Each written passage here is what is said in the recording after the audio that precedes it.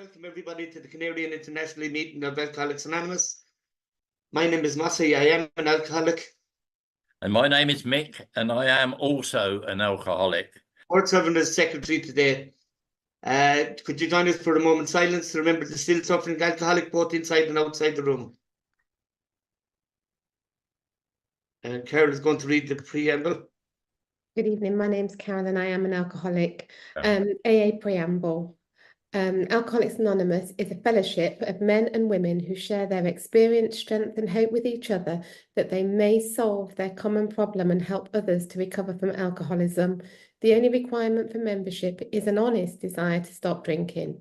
AA has no dues or fees. It is not allied with any sect, denomination, politics, organisation or institution, does not wish to engage in any controversy, neither endorses nor opposes any causes.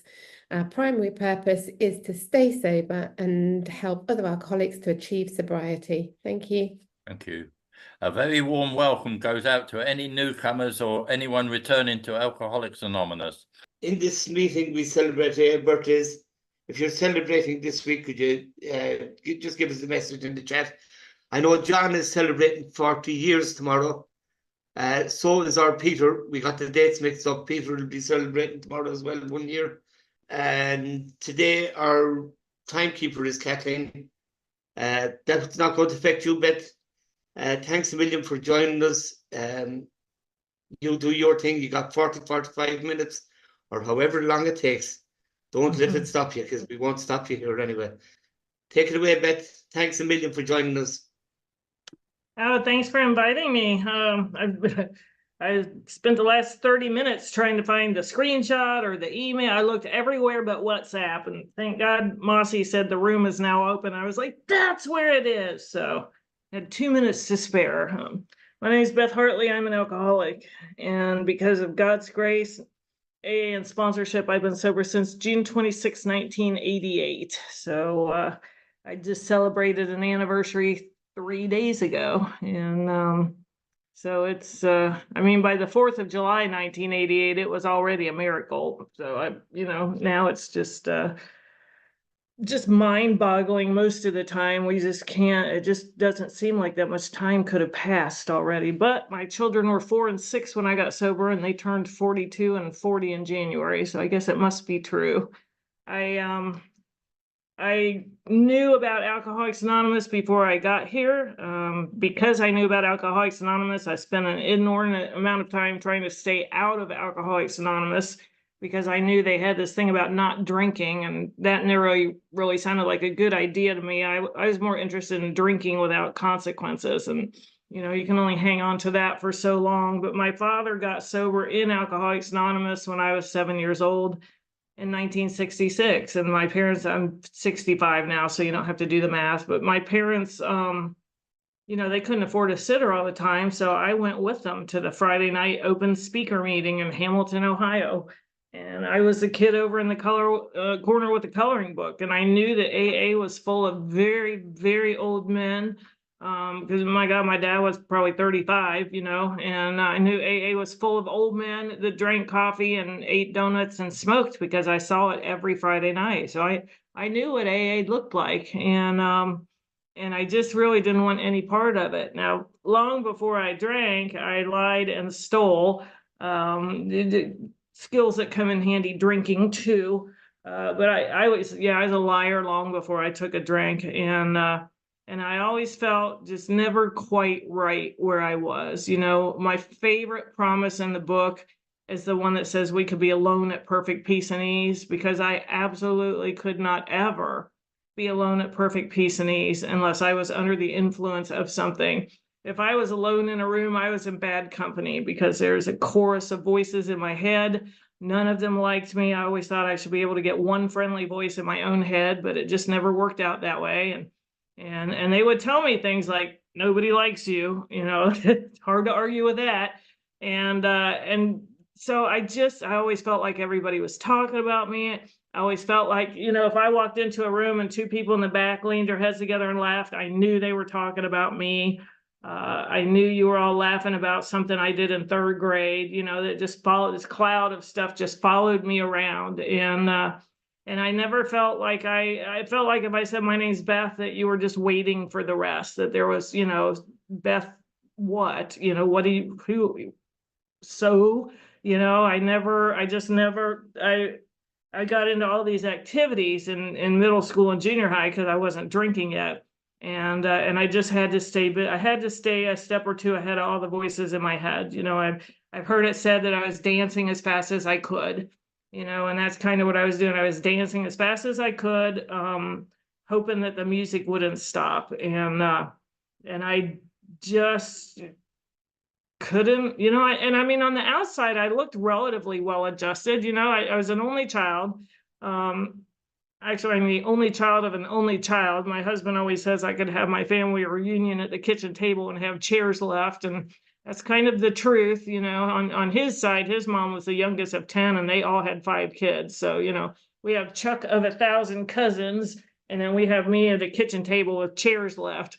But I just never felt like I belonged anywhere. I mean, every now and then I'd get caught up in what I was doing and have fun for a few minutes so the thinking caught back up with me. But I didn't know any of that was self-centered fear. You know, I had no idea that that was self-centered fear. And I know now, you know, that all of that, because I was getting into junior high, I'm Beth the cheerleader. You know, I'm in honor society. I'm in pep club. I'm on the yearbook staff. I'm in student council. You know, just still dancing as fast as I can. And when I drank enough alcohol at 15 years old that I felt the effect, because, you know, obviously we didn't have alcohol laying around the house with a sober dad. And at one point I had my mom convinced that it was good for your hair to rinse it in beer. She did tell me after I got sober, she was never sure why it had to be cold beer in the refrigerator, but, you know, she wasn't on all the fashion trends. My poor mother. But you know, once I started to drink, all of those activities went away. You know, some of them I threw away, some of them I gave away, some of them got taken away, some of them I didn't even notice they were missing, you know, and piece by piece by piece, these little pieces of my life just, you know, went back from whence they came. And I was okay with that because now I have alcohol, right? And the first time I got drunk, I didn't think, oh my God, this is it. This is the solution. And I didn't get knee walking drunk. I didn't fall, you know, some of my friends were starting to experiment with alcohol and they were falling down or throwing. I remember Julie Roberts threw up at the basketball game, you know. That's what you want your parents to see when you've been drinking strawberry wine all night. And we were the talk of the town for a day or two after that one. It was a very small town. So, you know, I drank as much as I could, as often as I could. And the first time that I drank it, like I said, I didn't have a eureka or an epiphany or I'm going to do this forever. But it was just pleasant and it was comfortable. And I think what happened when I took that drink is it was just like this, you know, I took a drink and that's it. I exhaled, you know. I did not know I had been holding my breath for 15 years until I exhaled and I could breathe again. And because I was just always walking through this minefield, afraid I was going to step on something that would blow up and make me look dumb. And you know, the drinking just quieted all those voices. It got them down to 1 or 2. You know, we could organize a little. I always laugh when Clancy used to say he wanted to sue the doctor that diagnosed him with a split personality, because he said if he could have gotten it down to 2, he probably could have made it. And I knew what he meant by that, you know. It's like, but my best friend, I took her out to drink with me the next night. So I'd have somebody to drink with, and we didn't drink the same from the start. We have been best friends since we were 4. So this is 11 years later. And that friendship didn't make it another year because I drank different than her from the start. You know, my mom was not alcoholic. She's one of those people that, you know, would drink 2 drinks and get sleepy.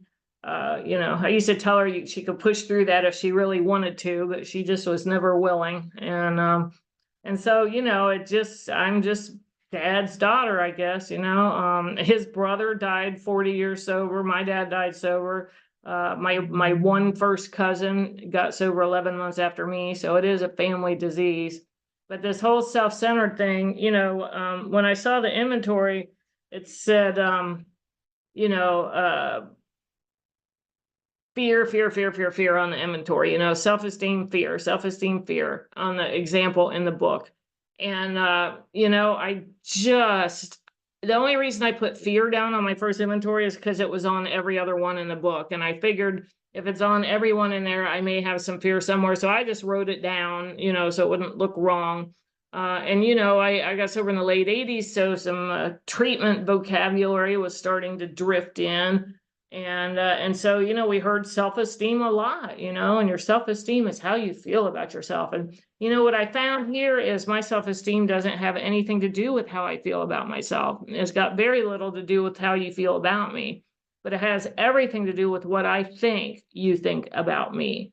Right. So if I think based on your reactions, if I think that you think that I'm doing okay, then I am doing okay. And that's all I need to know, and I always tell newcomers, if you followed any of that, welcome to Alcoholics Anonymous, because that I was a CPA until I retired, an accountant, which meant I worked with other accountants a lot. And every now and then I would slip up and say what I really thought at work, and it would just get very quiet, and they'd all kind of look at me like, did she really say that? And, something about, pushing mom down the stairs the year there was no estate tax. I mean, it made sense to me, but they did not share our sense of humor. But I just looking back, I had this self-centered fear following me around long before I picked up a drink. When my daughter was 11, she was 11. She wanted to join a swim team. A lot of her friends were swimming. So we took her to try out, and the coach said, well, I think you'll be all right, but you can't really keep up with your age group yet. So I would like you to practice down an age group just until you get caught up, with your age group. And she was totally fine with that. She just wanted to swim. I'm thinking, excuse me, she's 11 and you want her to swim with 9-year-olds? I mean, how's that going to look? If that had been me, that would have been day one and day last of my swimming career. If he had told me to get in the water and practice with 9-year-olds when I was 11, that it would have been over, because what are people going to say? And it'll be the big joke at school. And, oh, look at Beth swimming with the third graders, and Sarah now she's the one that we thought was going to be in AA with us, because she had little telltale signs here and there until this swimming thing started. So now all of a sudden, we've got a motivated athlete, and she gets herself up for practice. And, her very first race was only 2 weeks into her swimming career. And these were big, all the Olympic swimming trials are going on over here right now, or last week. And these are the USS teams kind of feed up into the Olympic system, the age group being at the very bottom. And so, she's practicing with 9-year-olds, and now she's in her first race, and she's 70th out of 72, because they post the results so anybody can see how you did. 70th out of 72 in a race on Saturday. And Sunday morning, she was up packing up her bag to go back to the pool. She was ready to just go back and do some more. I would have been trying to get my parents to relocate if there had been a sheet of paper somewhere with my whole name on it, so anybody walking by could see that I was 70th out of 72. And we told her, well, Sarah, you didn't win. But now you have a baseline time, and then your next race, even if you don't win, if you beat your time, that's a successful race, right? Because you have a new baseline time, you have a new personal best. And the whole time I was telling her that, I was thinking, oh, yeah, right. I mean, that's just the self-esteem stuff you have to tell your kids. And she doesn't believe it any more than I did when they told me. And she beat her time and she was happy. Now, the rest of that story is that 2 years later, she was a state AA swimmer, which is getting up there in the, not quite to Olympic trials, but she's getting up there. And she apparently had internalized this thought of set the goal, work for the goal, achieve the goal, right? Now, that is something I never mastered. I'm sure they tried to teach it to me. I probably had no interest in learning it. I mean, my outlook on life was always, just give me the goal, right? I mean, I know you want me to have it. Let's just save some time. You just give me the prize and we'll skip that whole race thing. And, but here's this kid that we just knew was going to be in AA with us as a teenager. And she starts swimming at 11 and she's winning races and she's moving up in the, rankings as far as swimming. And we're just looking at each other going, what is this, right? What do we were ready for teenage alcoholism. We don't know what to do with somebody who like sets a goal and follows through. as a concept we were unfamiliar with, right? But so she just kept at it, and she kept at the swimming, and then she got a summer job when she was old enough to work, and she got a summer job and saved money. And she decided at the end of her senior year, she wanted to go into the military, which is, you can start doing that your senior year. And so she's following through with that. And when after she graduated, she went on into a full-time, Army. And she served on active duty for 10 years. And we're just still looking at her. She met a guy in the Army, and they met and they got married and they had a baby. And that baby was born 18 months after they got married. So we had none of that going on. I mean, we tease her all the time still. I mean, she just turned 40, but we tell her all the time, Sarah, it's like, you had this brilliant future in Alcoholics Anonymous just laid at your feet, right? We had it all here for you, and you just threw it away with that swimming thing, right? You took a turn on us and you just never came back. And her brother was a little more of a kindred spirit to us. And so we had some fun times with him. There were some years that I did not see him in the family picture in my mind past age 25. I think on some level really thought deep down that he just wasn't going to live past 25. And he turned 42 in January. So I'm glad I'm wrong about some stuff. But so they're carrying on, and Robbie was a lot more like us. He's more of a binge drinker than I was. If I didn't drink every day, it's because I had no access on that particular day. Because from the moment I started drinking, it was on. And a lot of times I didn't get falling down drunk or knee walking drunk. It just made for a better day. I mean, morning drinking, why wouldn't you if you can, Sometimes I forget to mention, I loved to drink, and I had a huge capacity for alcohol. I could drink a lot of the big guys under the table, and which I enjoyed doing, and I could play all the bar games and shoot pool in the pool league and all of that stuff. And gradually the drinking is starting to, have some consequences. I flunked out of college. Now I'm a test taker. I'm one of those people who can read a chapter for a test, having never seen the material before, and then go get the A on the test and have no idea what I read half an hour after the test is done, right? But I can retain it. So I'm a test taker. We do well on structured things. So, as you can imagine, when I started going through treatment to stay out of jail, I did great at treatment, because if you're a test taker, you can ace treatment. Right. You can be most likely to stay sober forever every time you go, which I think for me was 3 trips. And I used to say it was 2 trips. And then I realized the other guy who was telling me that I had been through there in, I don't know, 87 or sometime, I realized he was sober and I was not in that period. So it's probably true. I probably did go to treatment in 87 as well. But gradually things went down. I grew up in Ohio. That was one of my first resentments, because it snowed there, and I've never been a cold weather person. When I found out it was warm other places year round, I was ready to move.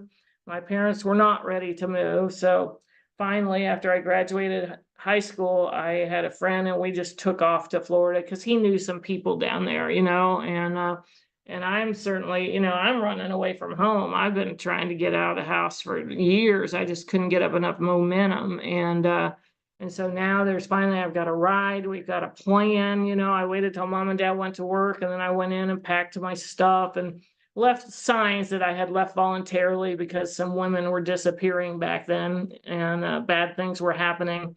And, me and this guy, we just took off for Florida, and we ended up in Bonita Springs, Florida, which was a very small town, 2 traffic lights small. The edge of town, the outskirts of town, was 2.5 miles off the beach. And, it was just a small town. It also was, I grew up in something called a 3-2 town, in some of the states in the United States, if your alcohol is 3.2% or lower, then you're allowed to drink if you're 18. And you had to be 21 to access wine and whiskey and all the other stuff. But at least 18 could get you into the bars. And And I went over to Indiana and, high test scores going in. I mean, I can take a test, so I'm going in with 98th percentile test scores and flunked out the first semester because I guess it goes better if you go to class. I couldn't, and it's not because I was laying out drunk all the time. It's because I had no access to alcohol. So I wasn't drinking. I've often thought if I had more access to alcohol, I might have made it, but we'll never know. So I think I've disgraced my parents because everybody's watching.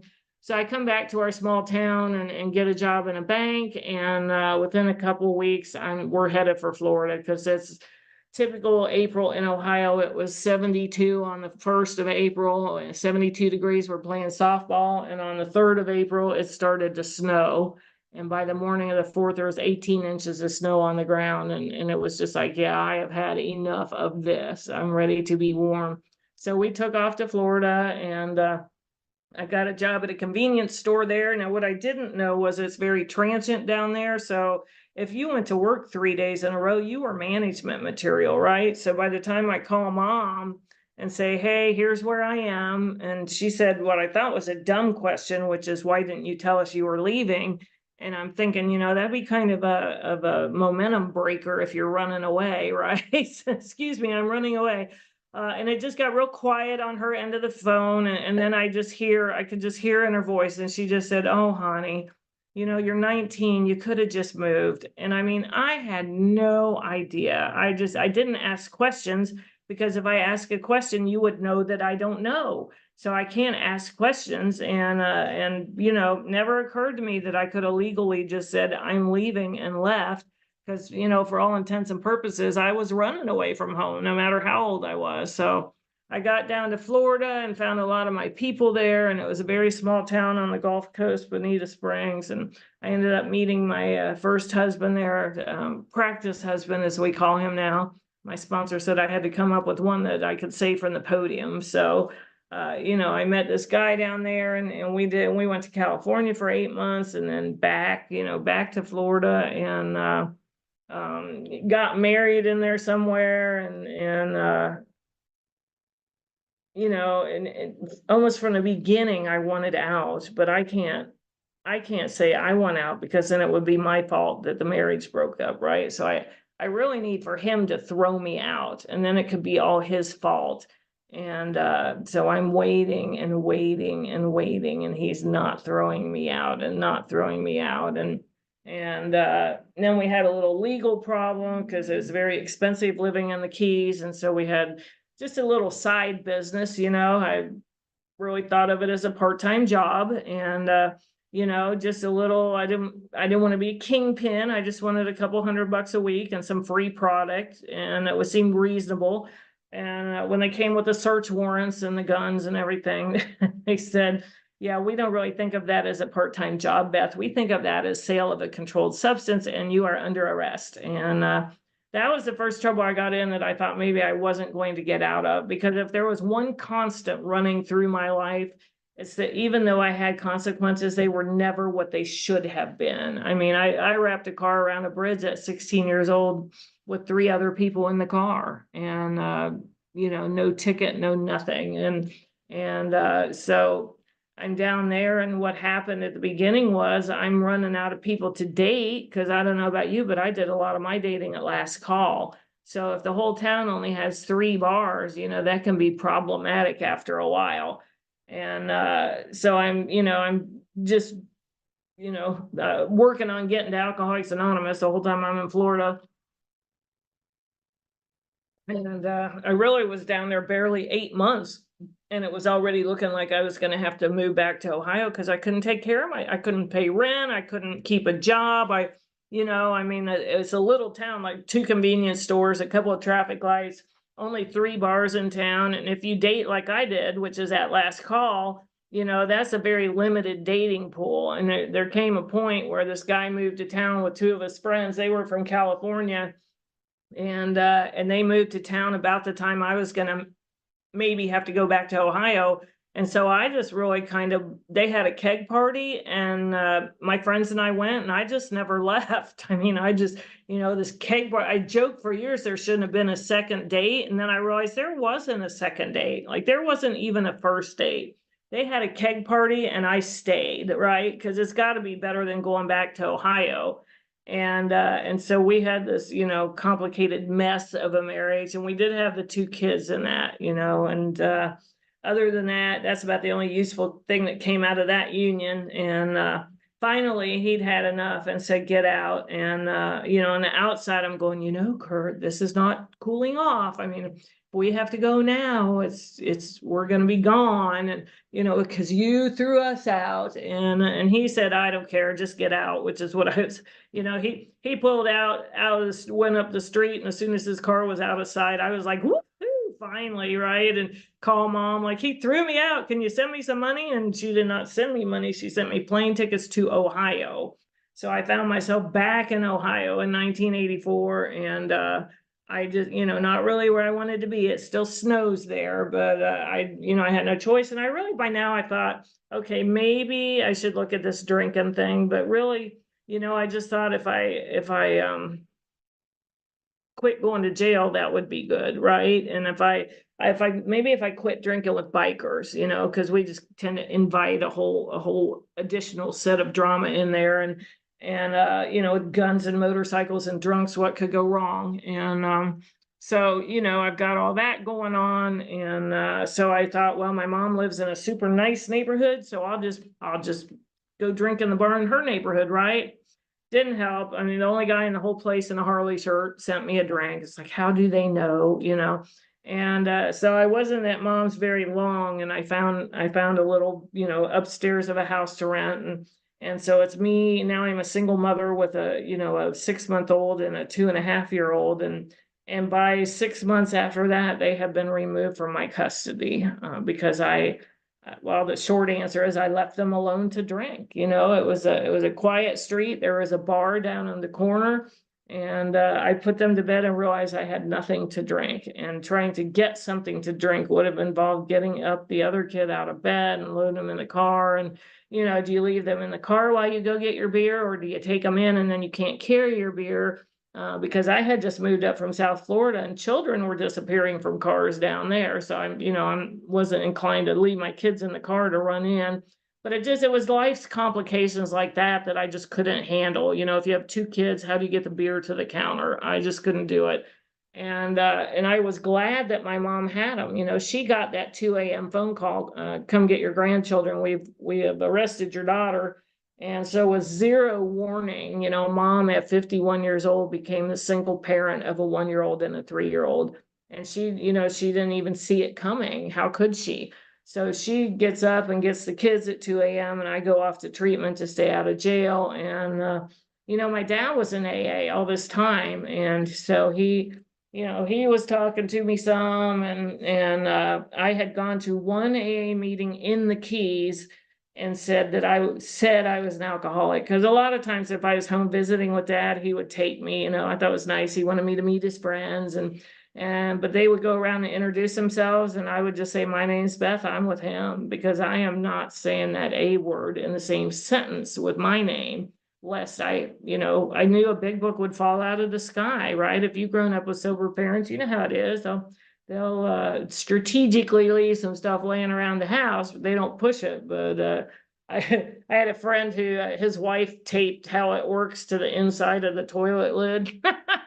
So, because she got sober a year before he did, so she taped up how it works on the inside of the toilet. So every time he went in there to throw up, there's how it works, staring at him. I thought that was brilliant. But anyway, so things are just starting to go downhill, and I go through treatment to stay out of jail. Now I had been to one AA meeting in the Keys where I said that my name's Beth, I'm an alcoholic. So I had told dad that happened. And within a week, I got a box from my dad, and it had a big book and a 12 and 12 and an Each Day a New Beginning and a 24 hours a day book and a 1 day at a time book and some pamphlets. I used to think he had just been throwing it in there for years, right? And just one meeting and it is in the mail. So, now I'm under arrest in Ohio and treatment will keep me out of jail. So I go to treatment. It's all women. That was God's cosmic joke on me. Because that was the other thing when I got to AA, they say, they're saying things like hang out with the women.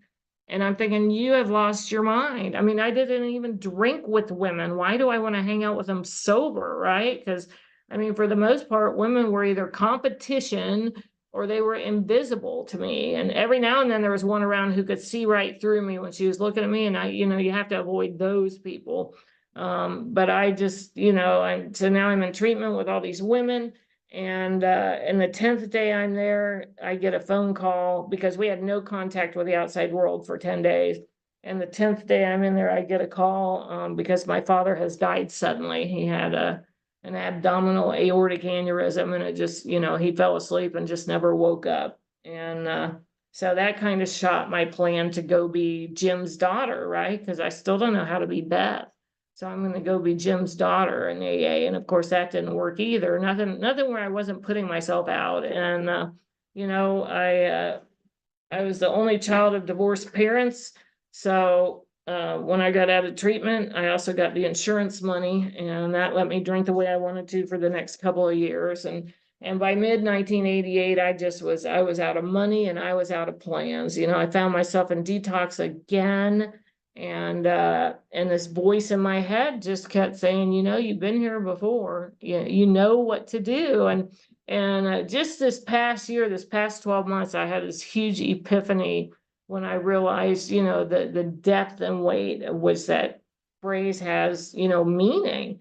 And so I'm in treatment and now dad died and now I'm running through the insurance money. And the kids are still at mom's because I'm unable to take care of them, nor do I want to, because, the truth is, I knew they were getting better care with my mother. I knew they got dinner at dinner time. I knew she put them to bed on time. They were sleeping in clean sheets. They got up and they got to daycare on time. And I could do some of it sometimes, but there's no way I could do all of it all the time. And I was not very gracious to her for having turned her life upside down, to take care of my children. It was just like, in my head, it's just one more way mom's keeping me under her thumb, how dare she raise my children and make me look bad? Oh, God. So anyway, by June of 1988, I'm just kind of out of plans again. And I'm trying to come up with a plan because I really didn't care if I lived or died, but I knew if I tried to kill myself, I would live. That I knew no matter what I tried, something would happen. I can jump out a tall window and something will break my fall. And, I can jump in front of a car and just get maimed, but still be alive. And I knew, and I'm in this detox bed. I'm 29 and a half years old. And I realized I had no plans to be 30 because who thought I would live that long, right? You don't need plans if you're not going to be there. And this voice just came out of nowhere and it said, people like you don't die, Beth. And I knew it was true when I heard it. I knew that was like capital T truth, that people like me don't die. We're the ones that just drag on forever and ever and ever and ever.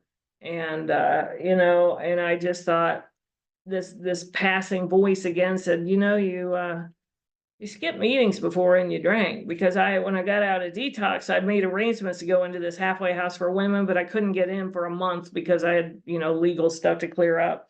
And so I'm going to a meeting every day because I promised I would. And I start going to this big book meeting at noon. And as my friend Jack Quarterman would have said, cleverly titled Noon Big Book.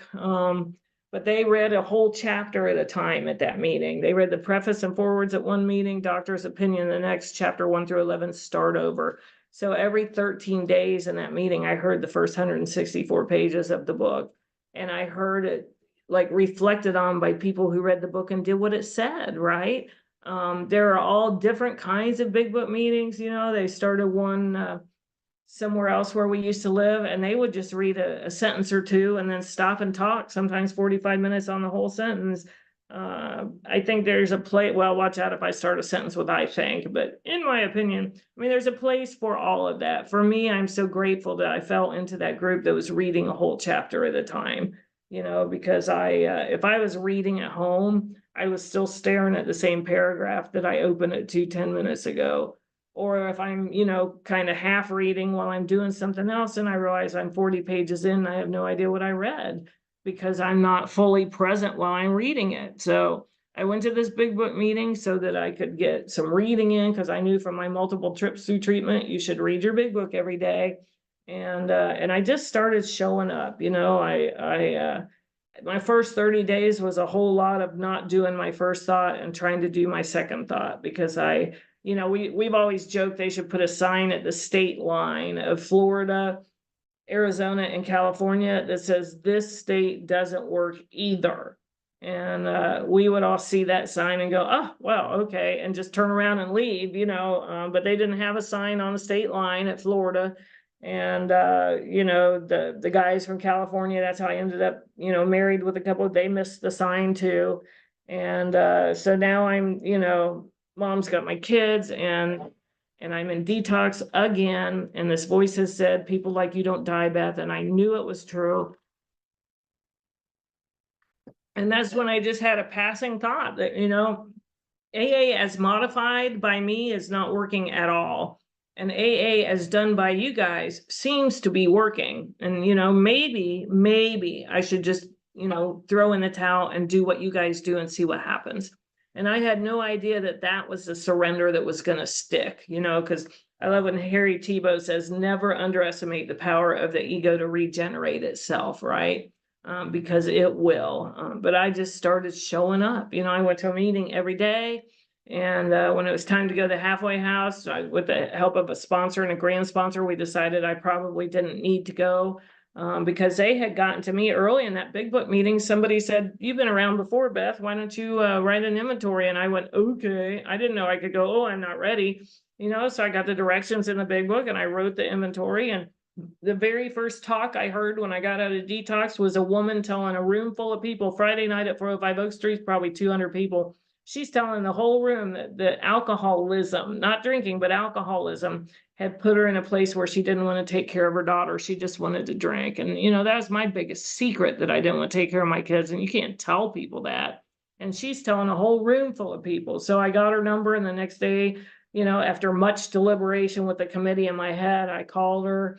And because back then we didn't all have cell phones or anything. So you're either going to get a busy signal or maybe an answering machine, or maybe they'll, or it could just ring and ring. And so I thought, well, 2 out of 3 that I won't have to talk to her. And I said I would call. So I called, and of course, first ring, she picks it up, just my luck. And I said to her what I tell new people to say to me now, which is, I don't have a clue what to say to you. I just know I have to practice using the phone.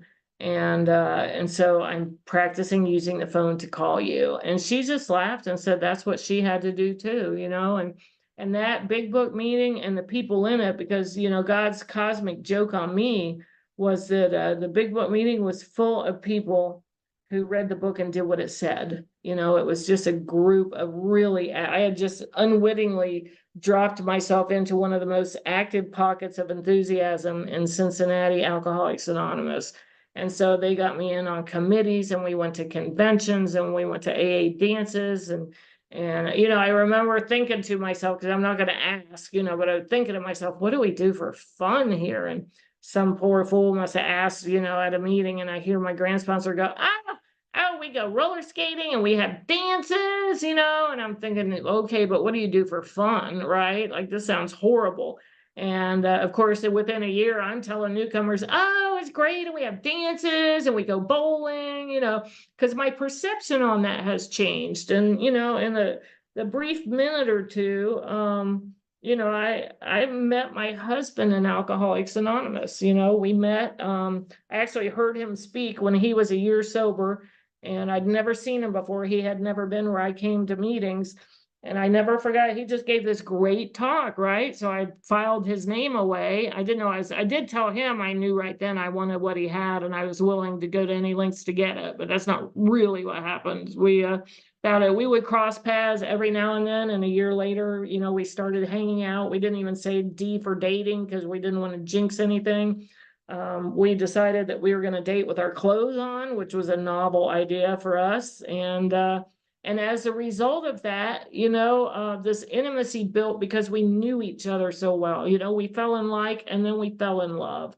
And he asked me to marry him, and I said yes. And we got married like 18 months after he asked me, because we had some credit stuff to clear up and all of that. We went to an AA convention on our honeymoon, because like, why wouldn't we? We met in Alcoholics Anonymous. And this July 11th, which I think is in 13 days, ish, on July 11th, we will celebrate 32 years of marriage, and we did all of that we made a commitment at the beginning that we would have God first, AA second, then each other.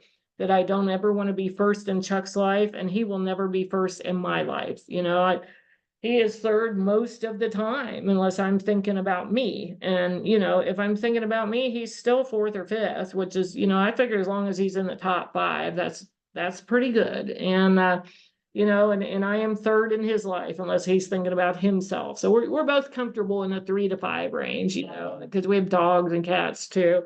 But we just have built this life together around Alcoholics Anonymous. We did not try to fit AA into our lives. We created our lives around AA, because that's where we that's where we got everything. My life is better than it's ever been. Why would I do less to keep it?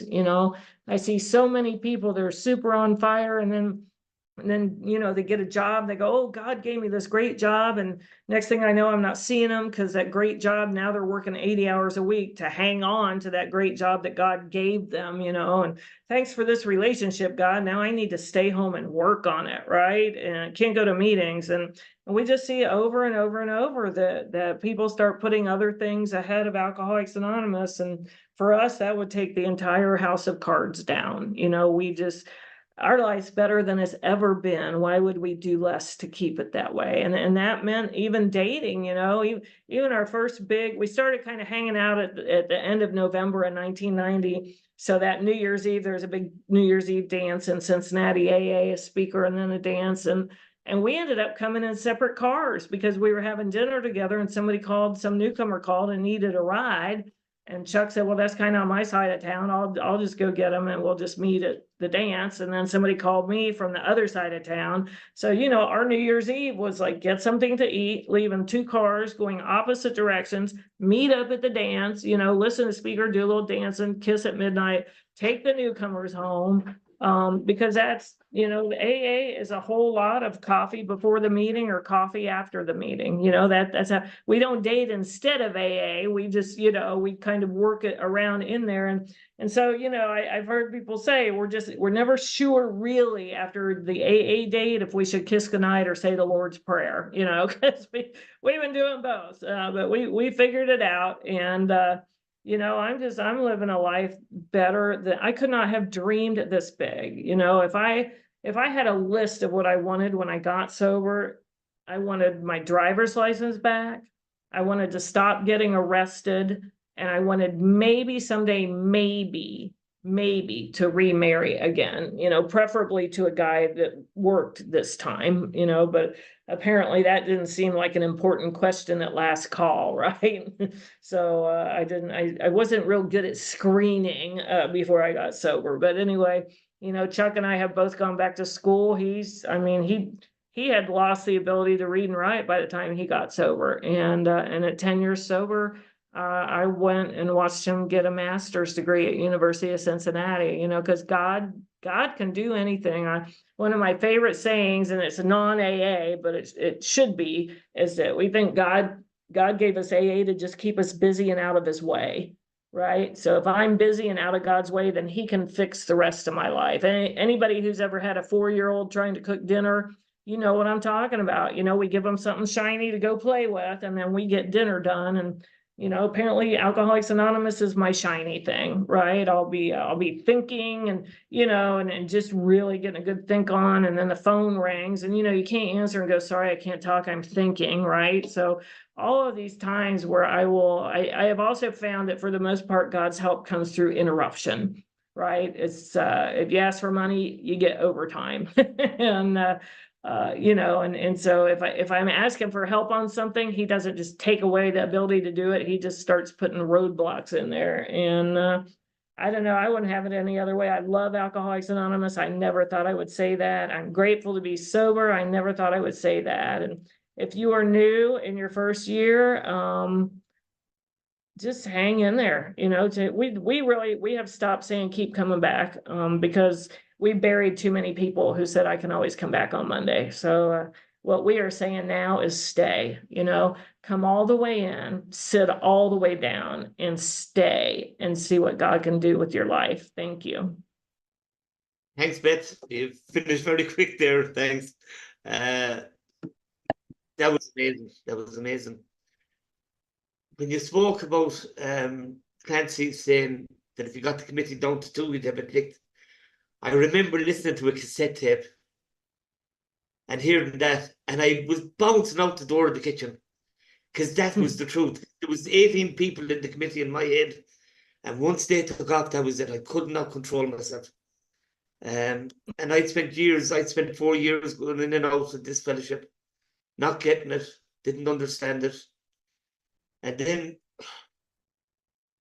I was introduced to a guy called Jimmy Hickey. And he threw the big book at me. And he said, this is how you get sober. If you don't want to get sober this way, take your misery now and cough out of here, he says. And he also promised, he held his breath, and then he said, but I promise you life beyond your wildest dreams if you do what you're told. And his way of doing it was read a line until you know what was in the line. Read a paragraph until you know what's in the paragraph, and read no more than a page a day. And I wasn't allowed to go past the sentence. If I had to finish mid-sentence, I wasn't allowed to go on the next, or turn the next page. And you know something, I did what I was told for once in my life. And in 2 weeks' time, if I can stay sober for another 14 days, I'll have 35 years sobriety. Clean and sober.